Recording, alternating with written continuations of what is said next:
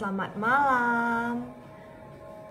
Kita sambung lagi ya share talk kita malam ini dengan saya Jenny Cahyadi. Kita akan berbicara menyambung kembali topik kita minggu lalu tentang self love. Kalau di minggu lalu kita bercerita tentang bagaimana kita memiliki sudut pandang yang berbeda dalam menghadapi permasalahan. Lalu bagaimana kita bertanggung jawab atas kehidupan kita sendiri, dan bagaimana juga kita menjadi the expert of our life. Kita memahami bagaimana kita pentingnya awal dari mencintai diri sebagai awal untuk mencintai orang lain. Nah, pada pertemuan kali ini kita akan bercerita dan sharing tentang apa tahapan-tahapan dalam memulai self love ya. Nah, sebenarnya self love ini adalah sebuah proses ya, proses belajar yang berkesinambungan. Jadi tidak dilakukan satu hari selesai, tidak dilakukan satu kali oke gitu. Jadi kita itu perlu belajar terus sepanjang kehidupan kita ini. Dan karena itulah mari kita belajar bersama-sama. Tentunya sembari kita sharing, kita juga menerima pertanyaan maupun pernyataan dari teman-teman semuanya. Oke? Saya akan mulai ya. Nah, kalau misalnya kemarin kita bercerita tentang masalah itu adalah dari cara pandang kita. Ketika kita tidak menganggap ia sebagai masalah, maka dia tidak akan menjadi masalah bagi kita. Benar ya? Seperti itu ya. Nah, ternyata seperti itu juga pakem kebahagiaan yang masih ingat 1:9. Jadi kalau masalah itu hanya satu bagian saja, satu porsi dari kehidupan kita saja, tapi bagaimana cara kita merespon itu adalah mengambil 9 bagian yang memegang peranan yang menentukan kebahagiaan kita. Jadi 9 porsinya itu adalah respon diri kita. Jadi penderitaan itu sebenarnya tidak memberi makna pada penderitaan itu. Jadi masalah itu sendiri, penderitaan yang dirasa itu dia tidak memberikan makna. Kitalah yang menjadi pemberi makna bagi apa yang kita hadapi. Ya, jadi kitalah yang memberi makna pada penderitaan itu. Bila kita menganggap ia sebagai penderitaan, maka ia akan menjadi penderitaan. Lalu kita akan memandang itu sebagai bencana dalam setiap jenjang hidup kita. So, our life is a series of disaster. Tapi ketika kita menggunakan kacamata yang berbeda, lalu kita memandang bahwa ini adalah sebuah tantangan bagi saya. Untuk saya bisa belajar lebih sabar lagi. Belajar memiliki karakter yang lebih tangguh lagi. Dan biar saya bisa menjadi diri yang lebih baik lagi. Maka semua penderitaan yang kita alami itu bukan menjadi penderitaan, tapi dia itu memberi makna bahwa life is a series of lesson that we need. Jadi ini adalah pelajaran-pelajaran yang memang saya butuhkan gitu. Dan dia datangnya itu sangat perfect, sangat sempurna, sesuai urutannya itu diturunkan sebagai ujian, sebagai tantangan, sebagai ruang pembelajaran. Jadi begitu cara kita memaknai ya. Nah, lalu bagaimana tahapan kita melakukan self love? Yang pertama yang kemarin kita katakan itu ada rumusnya seperti ini, smile ya, smile. Nah, kita akan cerita tentang S yang pertama. S yang pertama ini, S adalah self-acceptance, oke? Self-acceptance itu adalah penerimaan diri. Penerimaan diri itu seperti apa?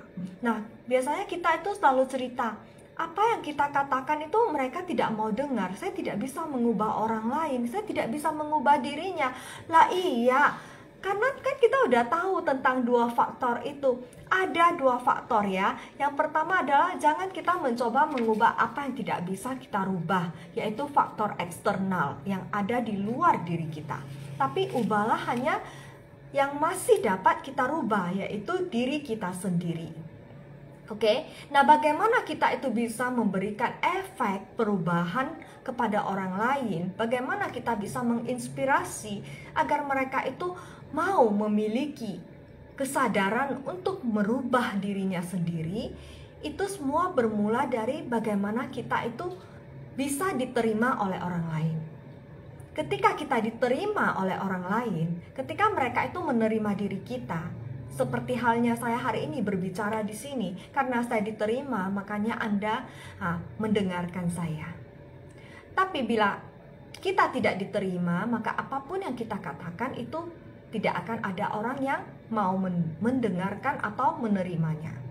Jadi tetap yang pertama itu adalah acceptance. Nah, tentu saja sebelum kita diterima oleh orang lain, kita perlu penerimaan terhadap diri kita sendiri dulu. Kita perlu menerima diri kita dulu sendiri.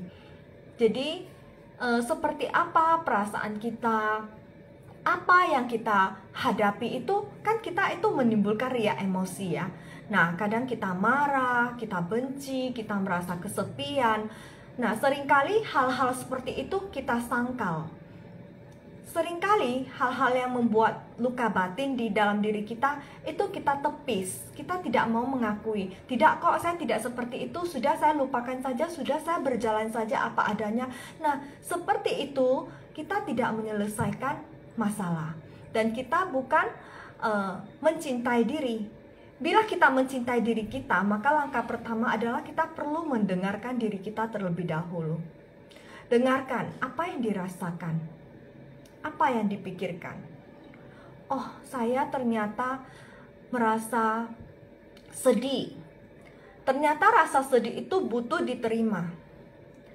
Ketika saya menyadari saya merasakan sedih, lalu saya menerima rasa sedih saya. Saya sedih karena saya kehilangan sesuatu, misalnya. Saya sedih karena saya kehilangan seseorang, misalnya.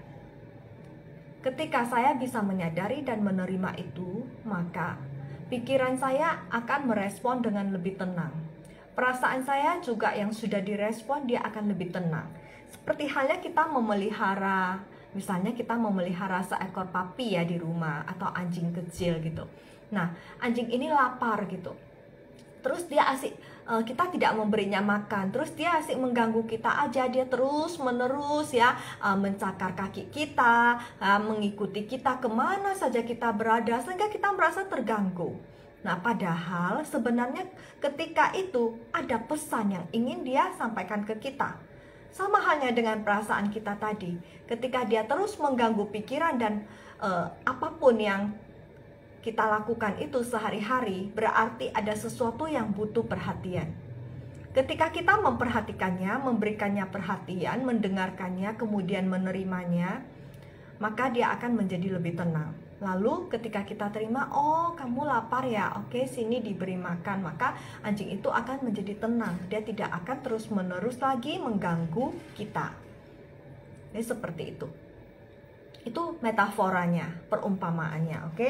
Nah, lalu ketika kita itu sudah bisa menerima diri kita, perasaan kita menjadi lebih tenang, baru kita bisa dengan segala pikiran kita yang positif, kita dapat merespon terhadap apa yang kita pikirkan dan kita rasakan. Misalkan, bila kita memiliki pikiran negatif, nah, kita jangan biarkan itu berkembang. Seperti halnya kita membiarkan mulai dari satu batang korek api ya, yang mungkin ketika awal di cracks tergesek gitu, mungkin ada bunga-bunga api yang kecil saja. Tapi ketika kita biarkan itu, dia bisa menjadi membesar apinya dan membakar seluruh yang ada. Sama halnya dengan pikiran kita adalah manusia, kita tidak dikontrol oleh pikiran kita. Tapi sebenarnya kitalah yang menjadi pemilik dari tubuh, jiwa, dan raga ini. Dan kitalah yang mengontrol apapun yang kita pikirkan, apapun yang kita rasakan. Oke, makanya ketika ada timbul niat pikiran apapun yang mungkin perlu kita akui, kita akui. Lalu kita jinakkan, kita jinakkan. Caranya, contoh, kita berpikir,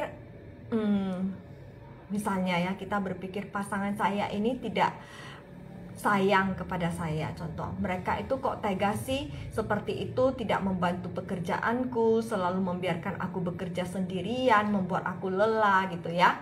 Terus itu artinya dia tidak sayang kepada kamu, dia tidak cinta kamu. Nah, itu pikiran-pikiran itu mulai datang tuh. Nah, padahal kita sudah tahu bahwa itu hanya bentuk pikiran. Lalu ketika kita sudah tahu, kita terima dulu. Jangan kita langsung neglect gitu ya, deny. Tidak, tapi kita terima. Oh iya, saya punya pikiran seperti ini, saya terima. Kenapa saya bisa berpikir seperti ini ya? Oh, mungkin karena saya sudah terlalu lelah dan saya melihat banyak pekerjaan yang belum selesai saya lakukan, tapi belum ada yang membantu saya. Dan saya berharap ada yang membantu saya. Nah, itu ekspektasi saya, harapan saya. Lalu saya terima. Kemudian bagaimana saya merespon terhadap pikiran ini? Itu yang menjadi 9 porsinya tadi ya, untuk hukum kebahagiaan kita. Lalu kita merespon seperti ini. Ya, saya tahu kamu sudah seperti itu berpikir di kepala saya. Oke, saya sudah tahu. Oke, sekarang kamu udah boleh pergi ya. Saya sudah mengerti. Tapi ini bukan pikiran yang sesungguhnya dari pikiran saya. Saya perlu berpikir lebih jernih lagi. Saya perlu melihat lagi, mengobservasi apa yang terjadi dengan diri saya dan kondisi di sekitar saya. Apakah pasangan saya sedang sibuk? Apakah dia sedang memiliki juga urusannya sendiri yang belum bisa dia selesaikan, sehingga dia belum mampu untuk membantu saya. Nah, kita observasi lingkungan, kita observasi di sekitar kita. Tadinya kan kita pertama observasi dulu ke dalam diri kita, ke pikiran kita, ke perasaan kita. Setelah itu baru kita observasi keluar. Keluar itu artinya kita membuat perhatian kita itu melihat sekeliling kita, dunia kita. Jadi kita connected inner and the world. Nah, ketika itu kita baru melihat lebih jelas. Kita tidak akan sembarangan membuat pernyataan. Kita tidak akan sembarangan mengkonfirmasi pikiran kita. Seperti itu ya. Jadi kita penerimaan dulu. Nah, ketika setelah kita observasi ternyata benar. Suami saya tuh dia enak-enakan main game. Dia bukan banyak pekerjaan gitu ya kan, tapi ya mungkin saya berpikir, oh iya mungkin dia lelah seharian sudah bekerja sehingga dia butuh hiburan, bermain games. Ya sudahlah, kita berikan dia waktu untuk menikmati. Lalu saya sendiri, ya itu kan tadi ekspektasi saya, kan harapan saya. Apakah semua orang itu harus memenuhi harapan saya? Kan tidak. Nah, semua hal itu bisa menjadi masalah karena kita itu terlalu banyak ekspektasi. Kita jadinya tidak ada true love gitu.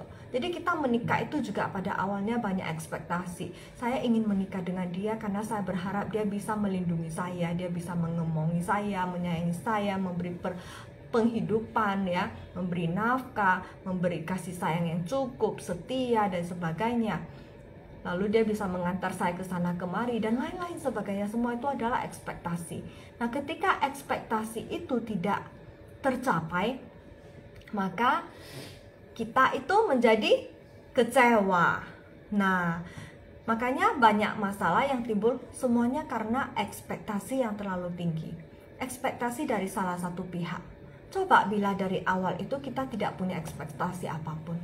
Ya, seperti itu saja. Memang sebagai teman aja gitu. Ya, untuk teman sharing teamwork, team life gitu ya, untuk bersama-sama menjalani hidup saja apapun yang terjadi. Nah, tidak ada ekspektasi kamu harus menemani saya, tidak ada ekspektasi kamu harus berbicara dengan saya, kamu harus menuruti saya. Tidak ada ekspektasi seperti itu, tentunya tidak akan ada masalah ya. Nah, jadi kalau kita lihat ya, apapun itu kita tidak bisa mengubah orang lain. Jadi ubahlah hanya diri kita sendiri. Penerimaan itu juga termasuk di dalamnya forgiveness. pemaafan. Jadi ketika kita bisa menerima diri kita sendiri, dan ketika kita melihat bahwa diri kita itu ternyata tidak sempurna, incomplete, kita itu banyak melakukan kesalahan, ternyata tidak perfect, ya, ternyata selama ini kita salah. Lalu bagaimana? Kita tetap menerima dan memaafkan. Pemaafan itu bukan hanya terhadap orang lain, tapi terhadap diri kita sendiri juga. Kita perlu memaafkan diri kita. Memaafkan diri kita yang mungkin sudah lama tidak pernah mendengarkan hati dan pikiran kita. Hanya mendengar suara luar saja. Kita hanya mendengarkan apa yang dikatakan orang lain. Kita hanya mengikuti apa yang diinginkan orang lain. Sementara apa yang menjadi suara, the inner voice, itu selalu terabaikan. Nah, ketika kita menyadari itu, saya rasa kita sangat perlu meminta maaf terhadap diri kita sendiri. Sebenarnya banyak sekali penyakit yang ditimbulkan, ya karena itu kita tidak mendengarkan our body. Jadi tidak body wise namanya. Jadi sehingga when our body says no, di dalamnya itu dia says no, no, no. Tapi karena kita itu jadi manusia itu sangat sulit menolak orang lain, lalu kita itu dihadapkan pada banyak sekali konten-konten karakter yang menyajikan bagaimana kita harus berbakti, bagaimana kita harus begini, begitu terhadap orang lain. Nah, akhirnya kita itu merasa ya secara hakikatnya kita harus mengikuti mereka seperti itu. Dan kita mengabaikan apa yang menjadi kebutuhan, keinginan, dan suara hati kita sendiri. Nah, akhirnya hal-hal yang seperti itu menandakan bahwa kita sendiri tidak bisa melit, tidak bisa memimpin diri kita, hidup kita dengan baik. Kita itu seperti kerbau yang dicocok hidungnya itu dibawa jalan kemana saja kita pergi. Ketika kita hidup seperti itu, mungkin kita memilih hidup seperti itu demi damai, demi bisa harmonis dan bisa membuat orang lain lebih bahagia, dan kita merasa itu pengorbanan dari diri kita sendiri. Tapi sebenarnya ketika itu dilakukan tanpa ada kesadaran, tanpa ada keikhlasan yang terdalam, maka dalam jaringan sel-sel tubuh kita itu akan merespon itu sebagai sebuah kekacauan. Jadi kita dianggap leader yang kacau, yang tidak bisa memimpin kita, sehingga sel tubuh kita itu juga jadi kacau. Dan itulah yang banyak menimbulkan gangguan imun ya dalam tubuh kita. Karena itu gangguan imun terjadi karena selnya itu kacau. Jadi dia tidak bisa lagi membedakan mana sel yang protektor, mana yang dia itu perlu seberapa banyak, mana yang dia tidak butuhkan gitu. Nah, jadi seperti itu sebenarnya. Tidak hanya kita melihat secara kasat mata satu hal, ternyata itu sangat berhubungan terhadap kesehatan. Makanya kesehatan mental sangat mempengaruhi kesehatan tubuh.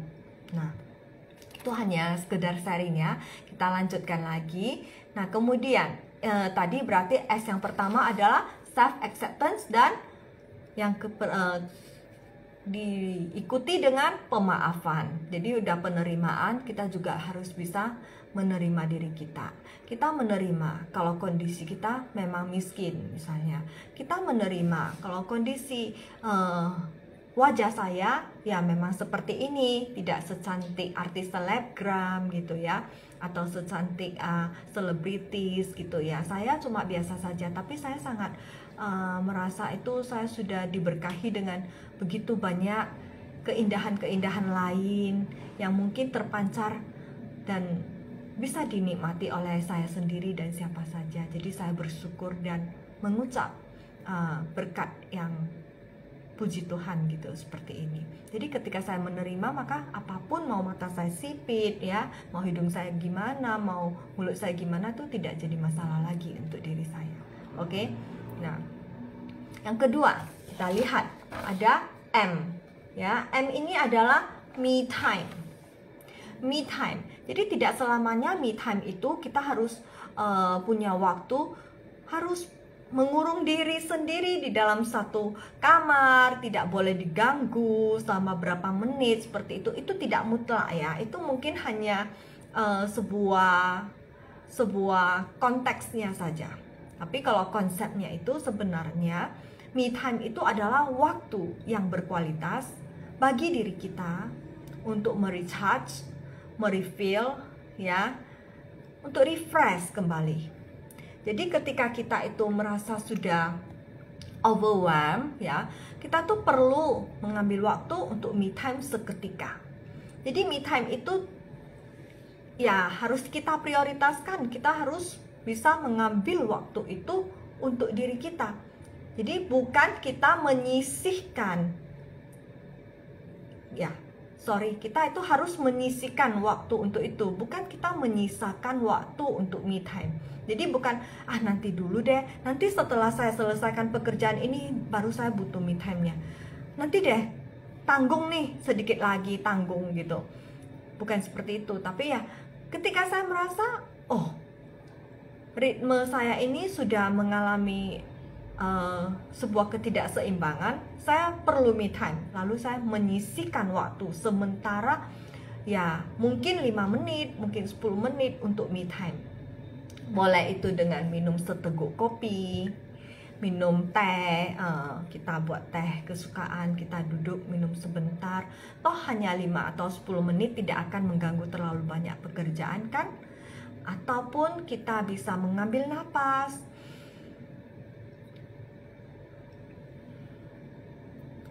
Kita mengambil waktu, menenangkan diri, mengambil napas, bernapas, mengolah napas dengan tenang. Itu juga me time. Atau kita tidak perlu minum teh, tidak perlu minum kopi, cukup kita minum air, tapi itu dengan perlahan-perlahan sekali kita nikmati dengan sepenuhnya. Itu juga sudah me time. Dalam arti ketika saya minum itu saya merasa saya refill diri sendiri, saya recharge, saya refresh kembali dengan air ini. Dan saya merasa lebih segar setelah itu. Atau saya melakukan gerakan-gerakan ya yang membuat saya itu lebih rileks ya, begini begitu ya, lebih rileks ya udah. Itu juga me time. Bila perlu saya berjalan-jalan, berkeliling, melihat taman sebentar, melihat burung-burung. Kemudian saya sudah saya balik lagi ke pekerjaan saya. Itu butuh. Jadi me time itu tidak hanya sekedar kita itu ada di spa, kita itu melakukan ritual-ritual yang memanjakan diri gitu ya, atau saya itu melakukan apapun yang eksklusif untuk diri saya sendiri. Nah itu boleh jadi self care, tapi itu tidak mutlak sebagai me time. Me time itu boleh dilakukan dengan berbagai macam cara. Jadi tidak satu jalan ke Roma, oke? Nah, Anda juga bisa melakukan me time misalnya ketika kita itu sudah sangat lelah bekerja, kita pulang, kita mandi air hangat. Dan kita nikmati setiap guyuran air, setiap derasan shower yang jatuh ke tubuh kita, itu juga me time. Oke? Nah, kemudian kita lanjut ke I. I ini intention. Intention itu artinya tujuan, prioritas. Seringkali kita hidup di dunia yang begitu tergesa-gesa seperti sekarang ini ya, semua yang serba mau cepat, serba tergesa-gesa. Tidak ada yang sudah jarang sekali lah kita melihat gerakan-gerakan yang lamban ya. Mau digital, mau itu teknologi apapun ya, kita semua itu ditawarkan dengan kehidupan yang serba praktis, serba cepat dan serba instan. Nah, di dalam kehidupan yang seperti itu kita jadi terikut nih. Jadi terbiasa seperti itu dan akhirnya kita juga mendapatkan banyak sekali tawaran-tawaran. Tawaran mau film apa semua ada. Ya kan? Tawaran mau makan apa semua banyak. Kalau kita mau kita pesan GoFood, itu bisa setengah harian kita hanya cari menu. Padahal kita hanya butuh makan satu piring saja. Ya kan? Nah, makan satu roti saja kita bisa cari sampai berapa jenis bakery yang ada. Karena terlalu banyak pilihan, terlalu overwhelming. Ya, sama halnya kita juga sering diajak teman ke sana, ke sini, ke situ. Akhirnya kita menjadi merasa begitu lelah karena kita itu harus ikut si A ke sini, kemudian ikut si B ke karaoke, kemudian ikut si C ke arisan, kemudian ikut si D ke seminar dan sebagainya. Nah, sudah saatnya kita itu bisa membuat list prioritas diri gitu ya. Jadi apa yang benar-benar kita butuhkan? Apa sih yang menjadi kebutuhan kita, desire kita, passion kita? Itu yang kita fokuskan gitu ya. Jadi kita itu apa yang kita inginkan yang sebenarnya? Apa tujuan hidup kita? Udah mulai kita rancang dan kita buat highlight dengan jelas supaya kita tidak menghabiskan banyak waktu dan tenaga untuk hal-hal yang tidak sesuai dengan itu. Jadi buat prioritas. Kenapa? Coba bayangkan kita itu berada di begitu banyak sebuah jalan yang penuh keramaian, terus di sana sini ada yang panggil, Miss Jenny kamu kemari, Miss Jenny kamu kesini, Miss Jenny kamu kesini, terus ada yang menawarkan ini, menawarkan itu ya, saya mau menawarkan ini, saya mau menawarkan itu, kamu ikut yang ini yuk, kamu yang buat yang ini yuk. Kalau dulu itu kan kita merasa kita belajar lebih banyak itu lebih bagus, jadi kita semua mau. Oh ya, oke, semua diterima. Akhirnya yang babak belur diri kita sendiri. Ketika kita itu mulai coming down, mulai memperlambat pace, memperlambat step kita mulai menyadari bahwa kita butuh membuat prioritas. Dan kita harus bisa belajar say no untuk orang lain. Kita say no. Belajar seperti itu dan itu tidak gampang ya. Sampai hari ini saya juga masih sangat enggan untuk bisa menolak gitu. Sangat enggan. Bukan enggan seperti apa, tapi rasanya tidak tega.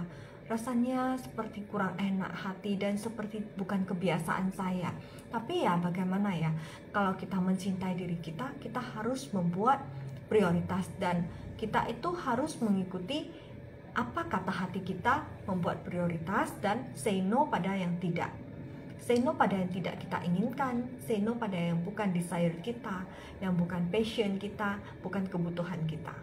Seperti halnya kita itu kalau membuka laman ini ya, e-commerce ya, seperti kita bilang lah, tanpa merek, entah Tokopedia, Shopee atau Lazada dan sebagainya. Kita kan tuh ditawarkan banyak sekali, tapi yang awalnya kebutuhan kita itu, misalnya kita mau beli, kita kebutuhannya itu ya, contohnya kita kebutuhannya mau beli beras gitu, tapi karena kita itu ditawarkan dengan begitu banyak tawaran, pilihan, voucher ya, cashback ya, diskon ya, promo, akhirnya kita itu lihat ke sana kemari, kemana kemari ya, di keranjang belanjaan kita itu berasnya nggak ada. Yang ada itu adalah blazer ya, kacamata, lipstick, topi, tas yang tidak kita butuhkan, ya enggak? Sering seperti itu enggak? Kayaknya cewek-cewek itu yang lebih sering seperti itu ya. Nah itu kehidupan kita sebenarnya ya seperti itu juga metaforanya. Maka saya mulai belajar ketika saya itu misalnya diajak untuk melakukan kegiatan gitu, saya akan mulai pilih kegiatan ini bermanfaat enggak untuk tujuan hidup saya, kegiatan ini benar-benar sesuai dengan visi misi kehidupan saya enggak. Mana lebih penting, walaupun sesuai ya, mana lebih penting, mana yang lebih urgent untuk dilakukan, yang ini atau yang itu. Setelah penting, kan urgensinya itu. Terus mana yang butuh dilakukan terlebih dahulu, mana yang masih bisa ditunda. Nah itu diprioritaskan, jadi disusun sebegitunya sampai kita itu bisa mendapatkan prioritas. Oke, yang ini besok udah nggak sempat, yang ini hari ini harus dikerjakan. Nah misalnya saya ditawari gitu untuk membawa webinar, saya juga akan memilah, karena kalau enggak semuanya dan waktu saya tidak akan cukup. Lalu saya akan memilah mana yang benar-benar sesuai dengan saya. Nah apakah ini sesuai dengan tujuan saya, apakah sesuai dengan keleluasaan saya, Apakah saya sesuai dengan kenyamanan saya? Nah, kalau iya, baru saya ambil. Kalau tidak, saya mohon maaf, say no gitu ya. Jadi bukan apa-apa, tapi itulah tahapan kita belajar untuk mencintai diri kita sendiri. Kita perlu mendengarkan tubuh kita. Karena bila sesuatu yang kita terlalu paksakan pun, misalnya dalam hal memberikan konsul ya, kita memberikan konsul sebagai konselor. Nah, bila waktu kita sendiri tidak cukup, tapi kita itu memang punya hati untuk membantu orang lain, itu tidak akan maksimal. Ya, bila itu tidak cukup waktu kita, tapi kita asal menerima saja, terakhir kita tidak bisa memberikan pendampingan yang setimpal dan maksimal, maka kita akan mengecewakan orang lain dan juga kita itu tidak baik terhadap diri kita sendiri. Maka itu juga harus menjadi salah satu bentuk prioritas, gitu ya. Oke, jadi kira-kira yang I udah ngerti ya, intention. Kita berjalan sesuai dengan tujuan hidup kita dan harus berani say no. Oke, ini L. L ini adalah live now. Jadi live now ini lebih ke mindfulness sebenarnya. Be here, be present. Oke. Everywhere you go, there you are. Dimanapun kamu berada, di sana kamu ada. Nggak mungkin saya hari ini berbicara di live seperti ini, tapi pikiran saya kemana-mana. Terus saya memikirkan bagaimana sih film yang ada di studio sekarang yang sedang diputarkan, bagaimana kondisi di Sun Plaza atau di mana. Nah, itu tidak akan sinkron. Oke, maka saya akan melewatkan banyak sekali apa yang ingin saya sharing di live IG ini. Atau saya memikirkan tentang hal-hal yang lain dan saya tidak menikmati bagaimana saya sharing dengan Anda. Tapi bila hari ini saya sedang melakukan live IG, mau berapapun orang yang menonton, tapi saya itu sepenuh hati di sini, saya itu berbicara karena saya ada, dan saya itu berbicara dengan awareness, dengan kesadaran diri saya tentang apa yang ingin saya sampaikan, maka saya itu akan merasa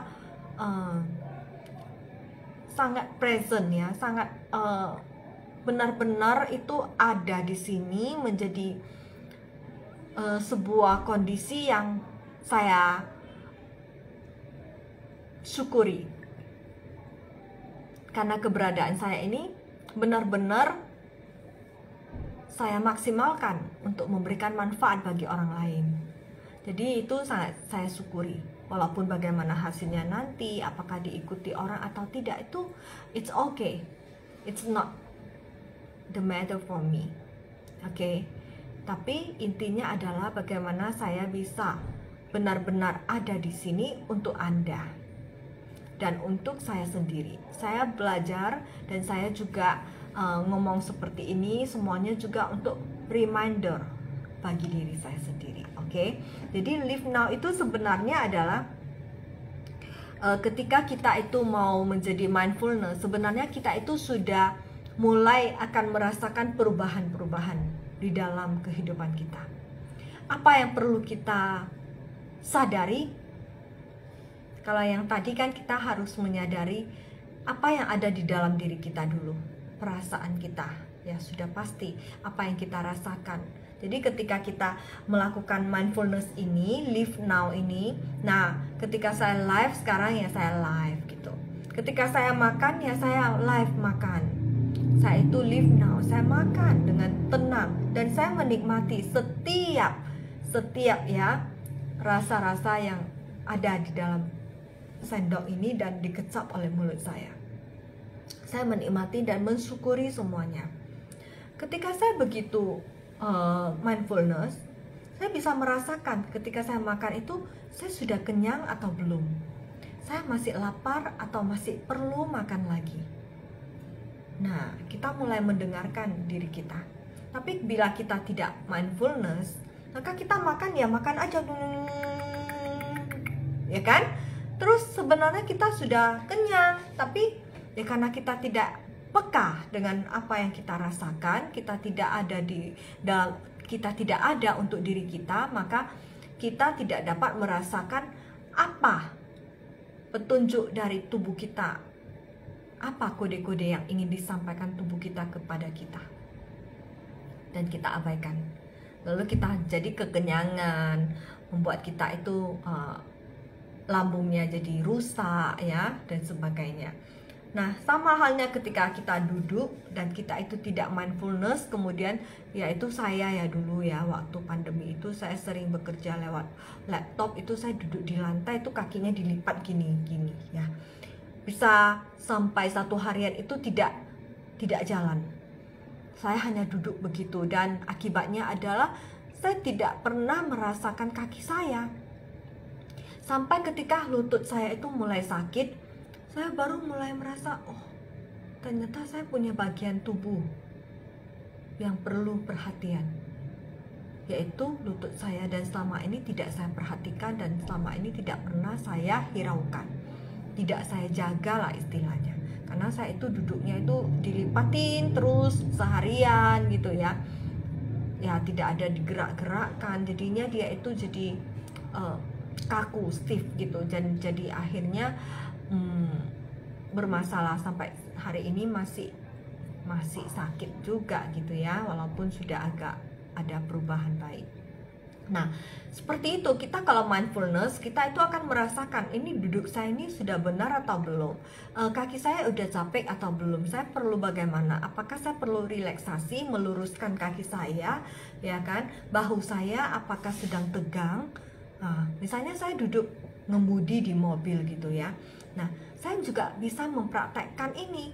Jadi Live Now ini juga saya harus mempraktekkan ini. Ketika saya mengemudi di mobil, apakah bahu saya sedang kaku? Apakah pinggul saya itu sangat stres rasanya, terlalu banyak tekanan?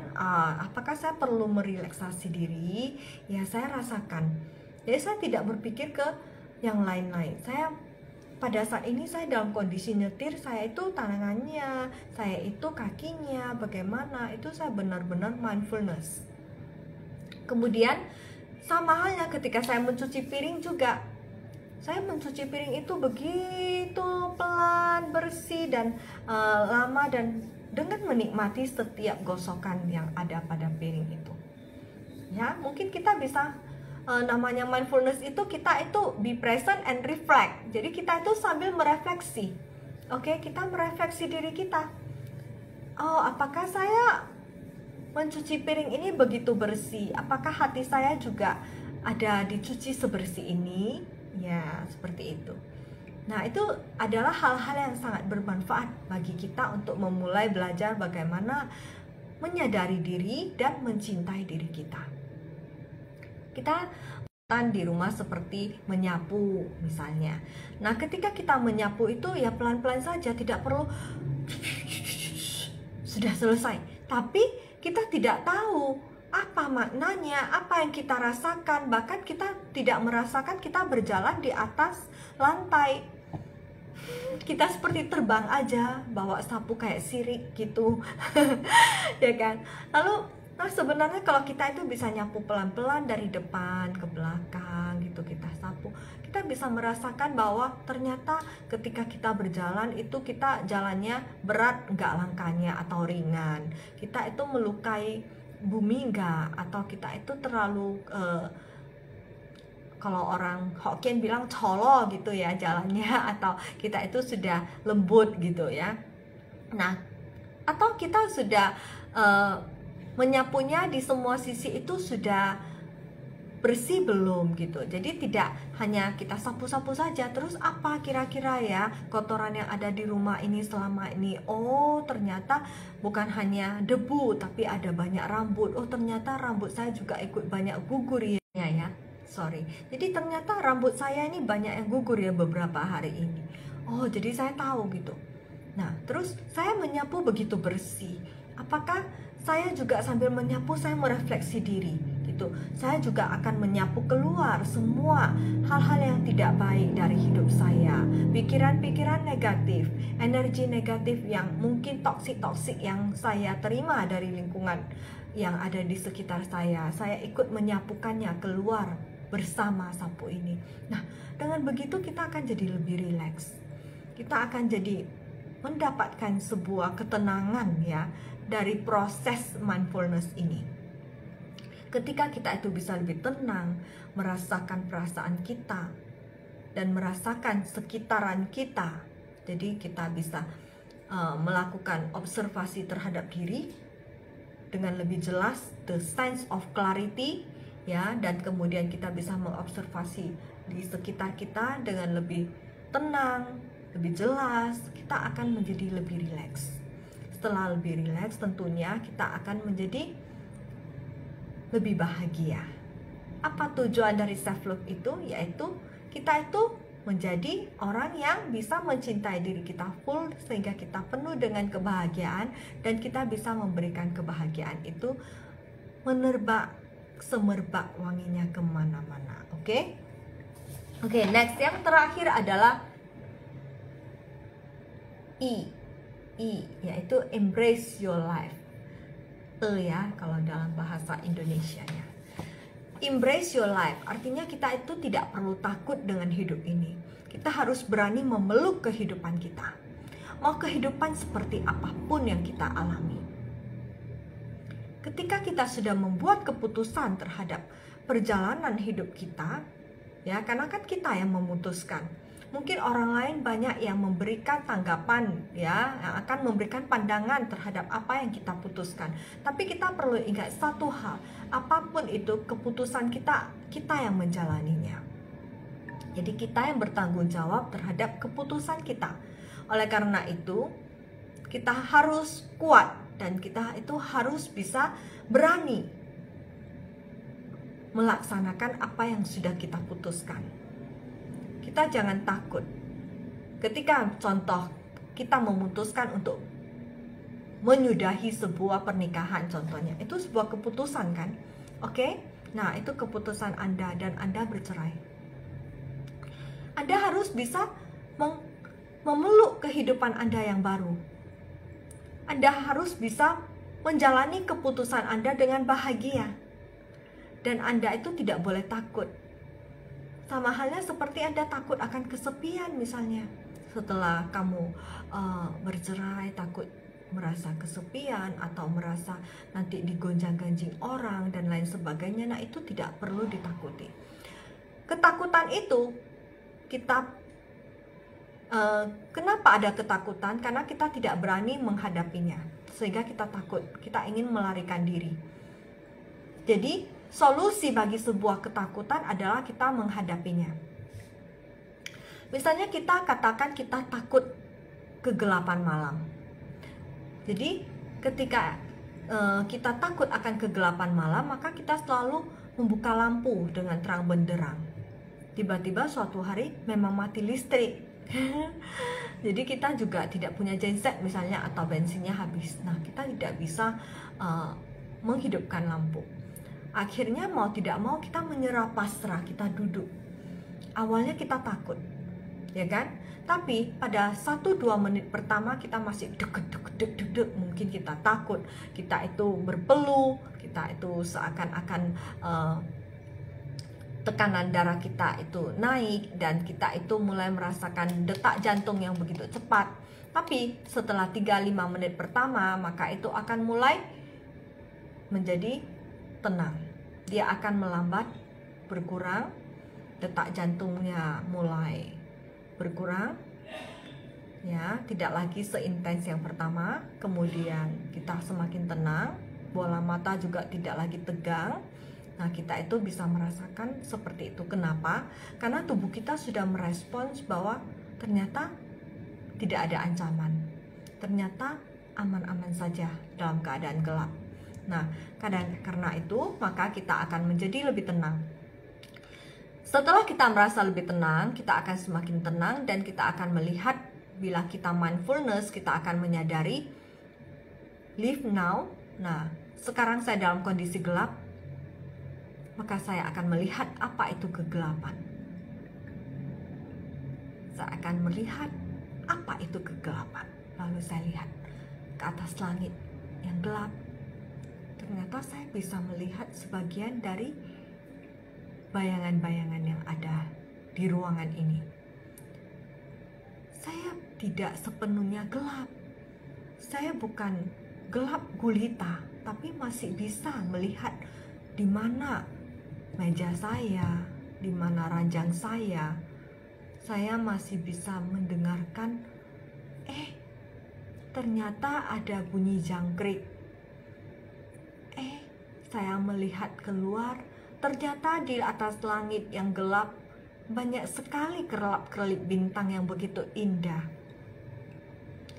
Saya mulai melupakan apa rasa takut saya terhadap gelap itu dan mulai menikmati takut itu. Dan mulai menikmati gelap itu. Dan saya akan semakin menikmati betapa kegelapan itu penuh dengan keindahan dan kuasa Tuhan yang begitu indah. Betapa gelap itu ternyata begitu indah ya. Dan di saat itu saya mulai mensyukuri sepercik terang yang begitu membuat gelap itu. Ternyata karena ada gelaplah maka terang itu terlihat. Bila tidak ada gelap semuanya terang, ya kita pasang lampu juga tidak ada gunanya, tidak akan terlihat apapun. Ya semuanya memang sudah terang ya kan. Karena ada gelaplah maka setitik cahaya itu begitu indah. Kita akan mulai memiliki kesadaran-kesadaran seperti itu. Maka seperti itu juga hidup kita. Ketika kita sudah membuat keputusan embrace our life, kita jalankan. Jangan takut, kita hadapi. Kita mulai merasakan bagaimana proses perjalanan hidup kita. Mau itu dikatakan orang begitu bodoh, menderita kamu seperti itu, ya. Tapi yang melakukan itu semuanya, yang menjalankan itu semuanya adalah diri kita. Ketika kita berani embrace our life, ya, kita berani untuk hidup, menerima tantangan hidup. Dengan begitu kita akan mempunyai sebuah kekuatan di dalam diri kita untuk menikmati hidup itu sendiri. Setiap proses kehidupan akan menjadi begitu indah ketika kita menganggapnya sebagai sebuah tantangan untuk merubah diri kita menjadi diri yang lebih baik lagi dari hari ini ke hari esok. Oke, jadi seperti itu ya. Nah, ketika itulah makanya proses dari self love ini adalah tidak terlepas dari proses kita belajar sepanjang masa. Proses bagaimana kita mengedukasi diri kita, menimbulkan kesadaran awareness dan merefleksi diri. Sebenarnya itu kuncinya. Jadi tetap ingat apa tadi? Smile ya, smile, dan semua itu dilakukan dengan tersenyum. Oke, mau seberapapun apapun yang kita hadapi, ingat itu tidak akan menjadi penderitaan bagi kita bila kita tidak memaknainya sebagai penderitaan. Oke, tapi bila ketika kita sudah benar-benar mencintai diri kita, ya kita akan menemui dan memahami diri kita yang sebenarnya. Kita akan mempunyai rasa respect, menghargai diri kita, dan kita itu akan mulai membuat pilihan-pilihan yang lebih bijaksana lagi, membuat prioritas terhadap apa yang sebenarnya saya butuhkan dengan mendengarkan inner voice dalam diri kita. Oke, jadi dengan demikian pemikiran kita, raga kita, jiwa kita, spiritual kita itu akan semakin lama semakin harmonis. Bila selama ini kita hanya mendengarkan yang luar saja, sekarang kita masuk ke dalam diri, kita lebih menyelaraskan pikiran kita, rasa kita, spiritual kita, maka itu secara perlahan kita belajar mengharmoniskan langkah kehidupan kita, mengharmoniskan inner dan outer, mengharmoniskan mulai dari diri kita sendiri sehingga kita juga akan menjadi harmonis dengan orang lain dan orang yang ada di sekeliling kita. Karena energi aura harmonis yang kita timbulkan dari dalam diri itu yang akan membuat getaran harmonis itu juga memancar kepada orang lain. Jadi dia akan menjadi mirror, menjadi refleksi energi terhadap kehidupan kita, ya. Nah, itulah vibrasi energi yang koheren, artinya yang terjadi menjadi sebuah energi yang koheren, yang memberikan gaung, gema ya terhadap lingkungan Anda. Nah, ketika Anda sudah mulai tenang, lingkungan Anda juga pasti akan menjadi lebih tenang.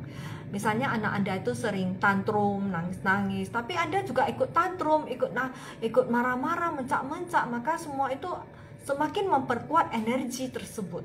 Tapi kalau Anda menjadi tenang, Anda tetap pegang ketenangan ini, kita akan menciptakan energi ketenangan baru.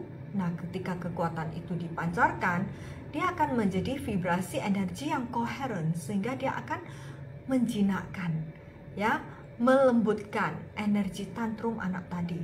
Jadi anak tadi jadi akan ikut menjadi tenang. Jadi itu kuncinya kita sebagai orang tua, seperti itu. Nah, itulah contoh vibrasi energi koheren tadi. Jadi kita perlu tahu bahwa apa tujuan hidup kita di dunia ini, yaitu kita perlu melalui pengalaman hidup. Kita diciptakan di sini untuk melalui proses pengalaman hidup. Untuk apa? Untuk belajar bertumbuh dan berkontribusi. Karena kita semua diberikan potensi kita masing-masing. Karena kita berkontribusi, maka kita baru merasa kita itu bernilai. Kita itu bermakna bagi orang lain, bagi dunia. Sehingga dengan demikian kita baru dapat merasakan bahwa kedatangan kita di dunia ini tidak sia-sia gitu. Oke? Jadi seperti ini yang ingin saya sharing pada teman-teman malam ini ya. 5 menit lagi, bila ada pertanyaan atau pernyataan apapun, boleh silakan diketikkan di kolom chat. Jadi kita hari ini belajar self love dengan 5 tahapan yang disingkat dengan smile, yang dilakukan juga dengan senyuman ya, dengan hati yang tulus, dengan kesadaran, dan dengan penerimaan yang sepenuhnya, memprioritaskan diri, dan juga dengan keberanian. Oke? Kenapa? Karena itu kita perlu memunculkan body awareness ya, kemudian environment awareness ya, dan yang paling penting tentunya adalah our feeling awareness. Oke, 3 hal ya. Next adalah bahwa kita tahu supaya hidup kita ini kita rasakan lebih bermakna, kita harus menuju ke sumber kebermaknaan itu. Yaitu apa? Dengan bekerja. Nah, bekerja itu bukan harus bekerja di kantor atau harus bekerja memiliki karir atau pekerjaan yang tetap seperti yang profesional atau profesi gitu ya. Nah, itu boleh, itu oke. Tapi sebagai peran kita masing-masing, kita juga sebenarnya setiap hari kita bekerja. Mau jadi anak, kita juga bekerja, ya kan? Kita belajar ke sekolah itu juga kita bekerja sebenarnya.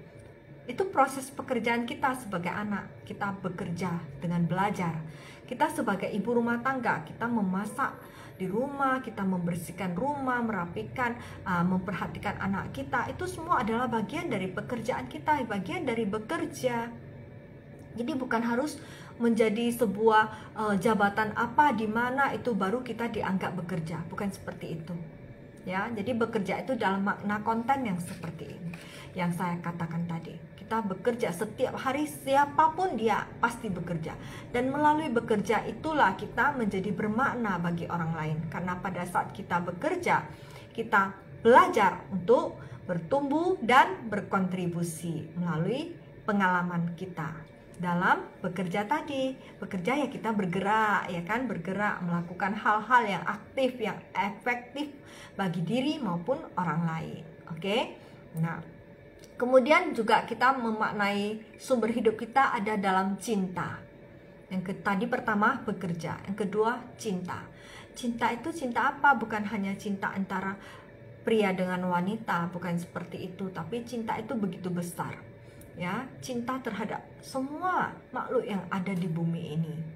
Cinta terhadap hewan, ya, cinta terhadap lingkungan, cinta terhadap alam, cinta terhadap orang tua, cinta terhadap anak-anak. Semua apapun bisa kita lakukan melalui sumber makna cinta ini. Ya, mungkin kita bisa menjadi vegetarian karena kita cinta pada makhluk lain, pada alam ya. Nah, ataupun kita bisa membuat ekoenzim ketika kita itu merasa kita juga ingin mencintai alam lebih baik lagi, atau kita bisa mendirikan yayasan yang buat banyak sumbangan ya untuk orang-orang yang membutuhkan, misalnya kaum duafa ataupun yatim piatu dan sebagainya. Itu adalah sebuah bentuk cinta. Bahkan banyak komunitas penyintas kanker ya yang sudah membentuk begitu banyak kegiatan dan komunitas yang penuh cinta untuk para penyintas kanker dan para penderita kanker, dalam bentuk memberikan motivasi, semangat hidup dan sebagainya. Itu juga adalah sebuah bentuk dari cinta. Jadi bentuk cinta itu sangat beragam dan banyak macam. Seperti saya hari ini melakukan share talk kepada teman-teman juga atas bentuk cinta dari diri saya. Oke. Next, yang ketiga yaitu dalam bentuk keberanian. Jadi tadi yang pertama bekerja, kedua cinta, ketiga keberanian. Keberanian dalam hal apa? Dalam hal embrace your life tadi. Keberanian ketika kita dalam masalah itu kita tidak takut dan kita tidak mundur. Ya, itulah sumber makna hidup. Ketika kita berani dalam melalui setiap tantangan kehidupan, maka kita akan semakin merasa bermakna dalam hidup ini. Ketika kaki kita itu bisa melangkah dari satu fase ke fase yang lebih baik lagi ke depan, maka kita akan merasa, oh, ini ternyata makna hidup yang digariskan dan direncanakan Tuhan yang terbaik untuk saya. Lalu seperti itu, maka kita akan menjadi berani dan kita akan merasa lebih bermartabat lagi. Dan yang terakhir, kita akan mulai menghargai keberadaan diri kita. Diri saya ini penting loh. Saya ini Jenny, saya penting. Dan perasaan saya itu harus didengarkan, pikiran saya itu harus ditata, dijinakkan, dan diarahkan ke yang benar. Kemudian saya itu perlu mengharmoniskan pikiran, perasaan, dan tubuh saya. Saya perlu belajar untuk memiliki kesadaran yang penuh di setiap keadaan yang saya alami. Mau itu saya sedang makan, mencuci piring ya misalnya, ataupun saya sedang mengemudi mobil, ataupun saya sedang bermain dengan anak-anak, ataupun saya sedang membaca. Ya, be present pada saat itu dan berani dalam melalui apapun yang sudah kita putuskan, apapun tahapan perkembangan hidup kita lalui dengan keberanian agar kita menjadi lebih mulia, bersemangat, bermanfaat, bermartabat. Oke? Nah, yang terakhir, mari kita bersama-sama belajar. Ya, kita akan mengatakan kepada diri kita sendiri sebuah afirmasi positif untuk menutup share talk kita malam ini, juga menutup sesi self love yang mudah-mudahan dapat menjadi sharing yang bermanfaat bagi teman-teman agar kita semua bisa bersama-sama belajar bagaimana mencintai diri kita lebih baik lagi, dan kita juga akhirnya bisa memberikan cinta yang lebih baik lagi kepada orang-orang di sekitar kita. Ingat tadi, vibrasi, energi, koheren. Ketika kita sudah tenang, ketika kita sudah lebih mencintai diri, maka energi cinta itu juga akan bervibrasi ya, mempengaruhi lingkungan sekitar kita, dan tidak ada yang tidak mungkin bahwa semua itu akan mengubah keadaan Anda. Oke. Kita tenangkan diri, mengambil napas dalam-dalam, tarik, kemudian buang dengan hidung.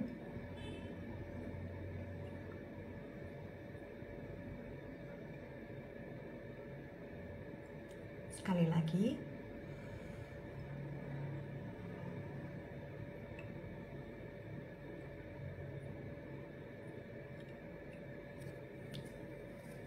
Lalu ikuti saya untuk berkata seperti ini, dengan tangan diletakkan di dada. My dear self, today and for the rest of the days, I choose to love you, to cherish you, and to accept you just the way you are. I'm sorry. Please forgive me. I love you. And thank you. Oke, seperti itu ya. Terima kasih untuk teman-teman yang sudah hadir bersama saya malam ini. Sampai jumpa lagi di acara Jen Merlin selanjutnya. Oh iya, untuk minggu depan ya kita akan ada live IG bersama Pak Jarod Wijanarko. Ya, kita tahu ya Pak Jarod itu sudah merupakan pembicara inspirator yang mungkin tidak asing lagi kalau yang bagi kita yang ada di Indonesia ini ya, dengan pengalaman beliau, dengan sepak terjang beliau di bidang pendidikan ya, mau di bidang kesehatan, kehidupan juga, maka akan sangat baik sekali bila banyak yang bisa mengikutinya dan boleh menitipkan pertanyaan-pertanyaan di awal. Jadi boleh bisa men-DM saya apabila ada pertanyaan ataupun masalah yang ingin Anda tanyakan kepada Pak Jarod. Nanti kita akan merespon pada saat kita melakukan IG Live. Nah, itu yang akan kita munculkan. Jadi bagi siapapun ya yang ingin menuliskan pertanyaan lebih awal itu boleh melalui DM ya. Oke, thank you teman-teman semuanya. Bye-bye, selamat malam.